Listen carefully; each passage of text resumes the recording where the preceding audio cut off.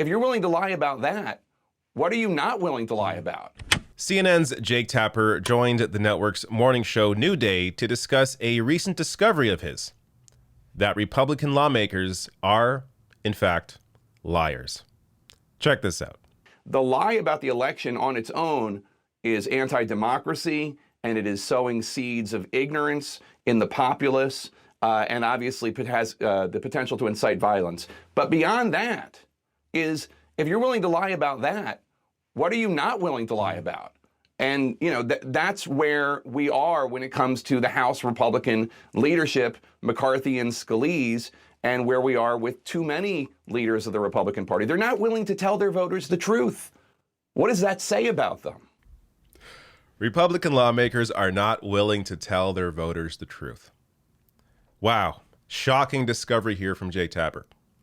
Now, I have a second clip coming up that just goes further into this, but you have to really assess, what the hell has the media been doing if they're just now finally willing to acknowledge the level of lies coming from the GOP? And by the way, that lying also applies to Democrats as well.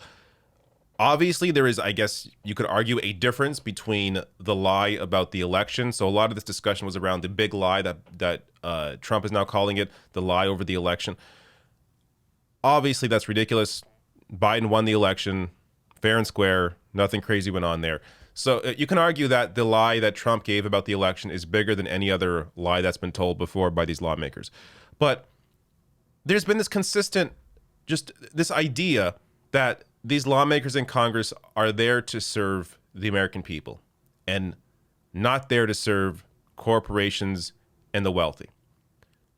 How often do you see the mainstream media point out, hey, this lawmaker voted against this because they took, or likely because they're influenced by this chunk of money they took from this industry? So, for example, Joe Manchin. Joe Manchin voted against the $15 an hour wage increase. There wasn't a single person on television that connected Joe Manchin and that vote to the money he takes from the hotel and restaurant industry, and included in that his own personal stake in the hotel industry. They never made that connection. They don't make these connections. Or about the majority of lawmakers being against Medicare for all because they are owned by the health insurance and pharmaceutical industries. Or in general, there is just never a discussion about connecting donations, political donations, to the priorities and votes of lawmakers in Congress. That's the big lie that the media tells. They pretend that these are honest people, and they're simply not. There are a few of them in there, like Bernie Sanders, who does not take that kind of money, is actually an honest fighter, but there are so few of those lawmakers, unfortunately, at least when it comes to Congress. When it comes to state lawmakers and local, it's a bit different. But when we're looking at Congress, it is the vast majority of them are owned by their donors. And this is never discussed in the press. So sure, the lie about the election is larger than most lies, but this sort of lying has been going on forever. Lawmakers don't serve the average person. They haven't for quite a while. Now let me get to this next clip where he just continues this argument. I happen to believe, my opinion and my politics and my knowledge of history, I happen to believe that this country needs a strong, thriving, healthy, fact-based Republican Party.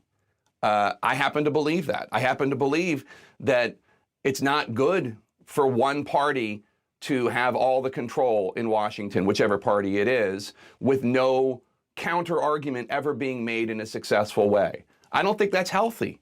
I don't think it's healthy for the country to only have a debate between the left and the far left. We need a thriving Republican Party. We need an argument, a counter-argument. No, I think, this is not me, but we need a Republican Party saying, no, I think that $6 trillion in new spending is a bad idea, and here's why. No, I think that subsidized daycare is the wrong way to go for our culture, and here's why. These are not, again, my arguments. These are arguments that conservatives would make. Okay, great. We need those debates happening. But we can't have those debates if one side of the argument is not willing to stick to standards and facts. Now, the argument that Jake Tapper makes here, I think, can be and is appealing to a lot of people who simply don't know any better. People that think, yeah, of course, we need a strong Republican Party. It's good to have a healthy debate, two parties duking it out with their different viewpoints, fighting to find out what is the best course of action for the American people. But that's not what's been going on, at least for the past several decades. They want to pretend that Trump is the reason that all of a sudden these lawmakers are all liars, when they've been lying the entire time. Trump just helped expose it. He brings up subsidized daycare. There is no argument against subsidized daycare, unless you want to come out and say, I represent corporations and the wealthy, and we don't want to be taxed more, so we're against subsidized daycare. That is the only honest argument against subsidized daycare for families, or against Medicare for all, unless you want to come out and say, I'm bought by the insurance companies and by private big pharma, so I'm against Medicare for all. Unless you want to make that argument, there is no argument against Medicare for all. And you can apply that to all of these issues. Raising the wages. I'm against raising wages because I represent the restaurant and hotel industry. They give me a lot of money, so I am against this because they don't want to have to pay their workers more, because that means that the executives at these companies make less money. That is the only honest argument against raising the wage. And those are not the arguments being presented. So this idea that there's a honest debate to be had on these issues, on many of these issues, there is no honest debate to be had unless the honesty I just displayed there is the other side of this debate, which of course it never is. So you can't continue. I mean, this is the attachment that the mainstream press has to politics, because they treat it like Hollywood.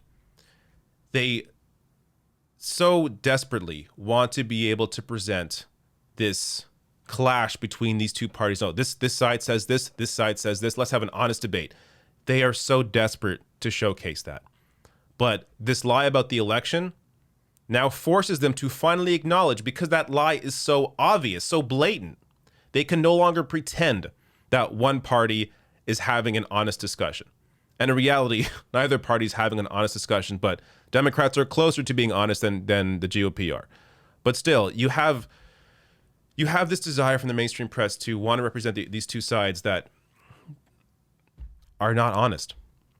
And it showcases how the mainstream media lies to people for the purposes of entertainment. Because if they were honest, they would be telling you why these lawmakers are against these issues that would benefit you. They would tell you about the connections to money, to corporations, to big donors.